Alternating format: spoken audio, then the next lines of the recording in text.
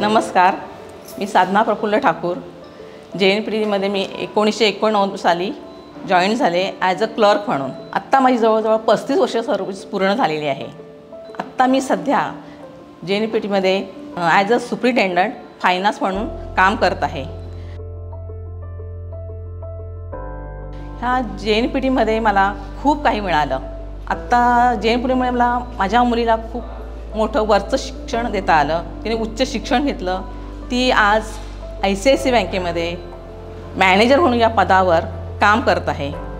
तिलासुद्धा खूप मोठं पदवी मिळाली आहे की ह्या JNPTच्या सर्व्हिसमुळे मी तिला चांगलं शिक्षण दिलं.